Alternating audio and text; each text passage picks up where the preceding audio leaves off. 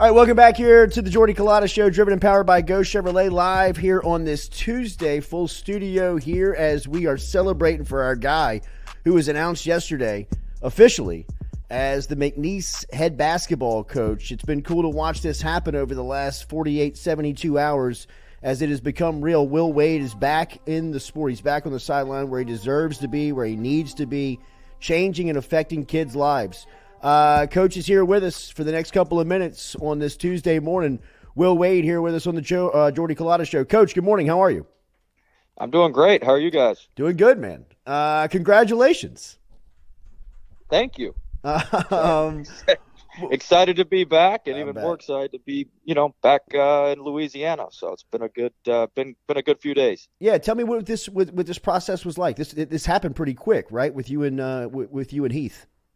Yeah, I mean, he's obviously somebody I've known for a long time.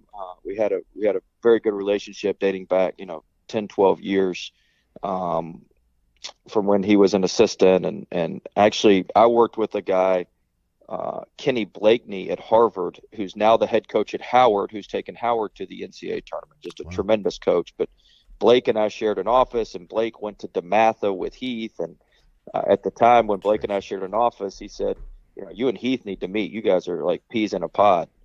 And so Blake kind of introduced us because they went to high school together at DeMatha Catholic.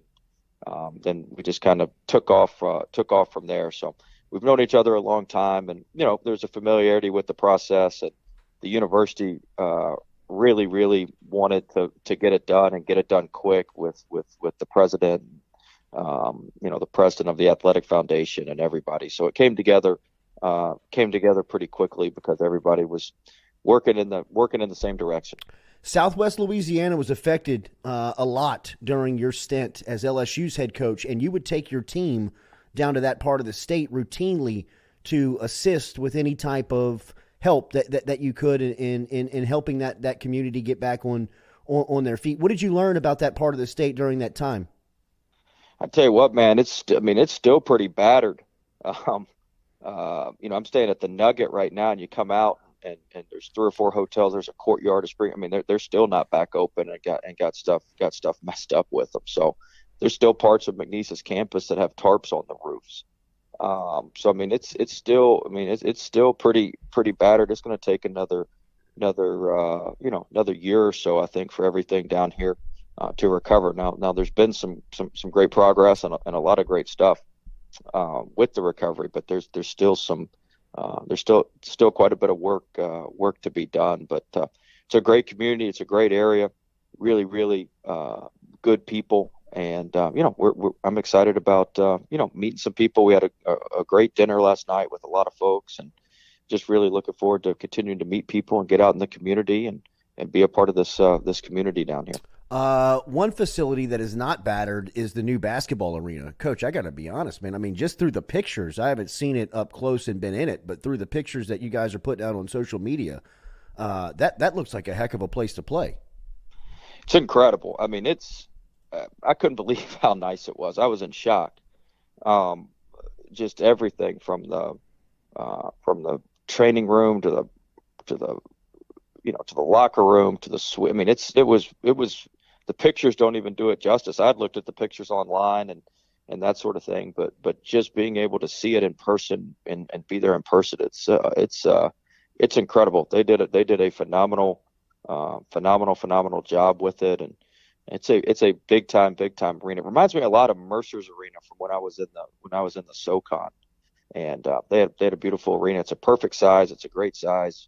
4,500 people, and so now we got to get 4,500 people that want to come and want to sit in the thing to watch us. So that's the next step on things here. Program hasn't won much over the last 2 seasons. What's the challenge first? How do you approach this in establishing the program?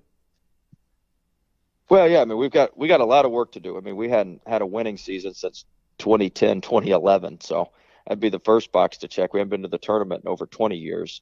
And then, more immediately, we've struggled the last couple of years. We've lost 45 games the last couple of years. So 122. So we've got some work to do, to flip that around and turn that around and make sure that we're that we're getting back to our winning ways. So, I've actually got a bunch of meetings today with players on the roster and a couple more tomorrow, and so try to sift through that. Try to sift through that right now and see where everybody stands and see who wants to stay and see who wants to go in the portal, and then we will attack the portal relentlessly the next couple of weeks to upgrade in a few spots. Uh, That's putting it mildly. I can imagine so. The staff, a lot of familiar faces I see. So this was probably pretty easy in putting that group together, right? Well, it's not all official yet, but I've certainly offered everybody who who was with me at LSU, and the guys who can make it work financially and the guys who can come are going to come. And obviously there's certainly some of them that it just doesn't work for because of location and finances and that sort of thing. But it'll have it'll have a distinct flavor of guys who are with me at, a vast majority of them will be guys who are with me at LSU and been with me for been with me for a while. So I'm looking forward to getting everybody here. Nelson's here now. Nelly Hernandez is here now. Hopefully we'll get another couple here over the next couple of weeks. But look forward to getting everybody here and really getting in the gym and getting to work. You mentioned it at the beginning of the conversation, but how important, or maybe not important, how cool is it for you to be back in the state? Oh, it feels great. I mean, I love it down here. I said, I told the search committee this. I'm not from Louisiana, but this is home. Like, I wasn't born here, but this has been home to me. And so, never had a connection with the people like I had when I was at LSU with the folks of Louisiana. So very excited to be back. Very fortunate that there was a job in state that would hire me. And I think it's a tremendous job. And so just excited about being back and excited about building this program here. I asked you this on the podcast last week, and I believe we're going to keep the podcast moving, which we're all excited about over here. But what have you learned in this year, just being away from something that you love so much? Doing some of the NBA training camps and some of the NBA mini camps, I learned a lot of different stuff watching those practices and spending time at that sort of thing. I thought there's some spacing stuff and some different things offensively that we'll certainly improve in and certainly be better at.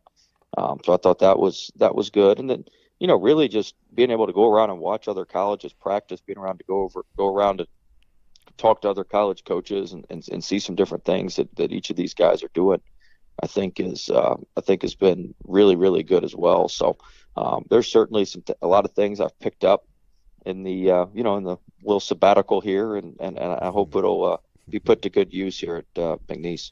What are we going with? Cowboy up, boots up?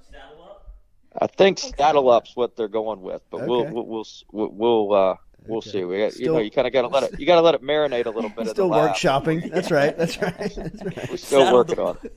Saddle the F up. That's right. I'm on, boys. Congratulations, man. It's great to see you back on the sideline. That's where you deserve to be. That's where you need to be. It's cool to see it happening here in the state of Louisiana. I know that McNeese people are fired up, so we'll see you soon. We'll see you guys soon. I appreciate it, and let's have a good NCAA tournament week here. Yeah, for sure. All right, guys. All right, there he is. Will Wade checking in. New McNeese head basketball coach. That's so weird. Here on this Tuesday. Saddle up. Saddle so up. much you can do with that. They're gonna take that entire droppings for you, Jordy. Oh my God. Jordy's been saddled up. We're going bareback. Yeah, Bareback. That's right. Forget that saddle, coach. You won't be needing that. Rookies. They can turn around and do it in reverse. Oh my God. Whatever you want, coach. You can really take this really far.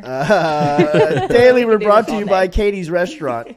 Katie's neighborhood restaurant for the entire city. Look, typical neighborhood style cuisine that you can find just around the corner, around the neighborhood. It is a neighborhood dive. It is a neighborhood spot. It is full of New Orleanians. You get the feel of the city. You get the taste of the city. You get the vibe of the city. Go check them out at Katie's in Mid-City. They're online. Katie'sInMidCity.com. Katie'sInMidCity.com is where you can find them. And they are located on Iberville Street, 3701 Iberville Street. You can always check out their sister restaurant, Francesca's by Katie's, which is a deli and features kind of St. Louis and New Orleans style deli menu options. It's located in Lakeview. But you can always look at everything online at katiesinmidcity.com, katiesinmidcity.com. So I appreciate Will Wade for stopping by. We're going to talk to Stephen Wagasback coming up here in the next couple of minutes as Wags put his name in the gubernatorial There you go. race. Said it right again. You did. 2 in a row. As this makes a lot of sense, I think, for a lot of politicos around Louisiana because of Stephen Wagasback's just tie to the Capitol as the president of Lobby over the last couple of years. So we'll ask him why that decision, how this thing's about to ratchet up, how his life's going to change, and man, a lot of people around him think he's really got a strong shot to win. So looking forward to our conversation with a great dude, Stephen Wagasback, coming up here at 8 a.m. I saw the news yesterday that Jordan Arsaman was named Director of Player Development at LSU, and many people were asking, what's that mean? You know, what's that mean in this role? And I think if you have watched this role kind of develop over the years, this is the position that Kevin Falk held and started at LSU before he was the running backs coach. But in this position, you are able to really have an effect on the students, both from an athletic and both from an academic standpoint. And, you can help them, really dealing with their finances, dealing with their scholarship money, how they are handling that, managing that. And now, good. not only is there, scholarship money, obviously there's NIL money that needs to be helped and discussed and managed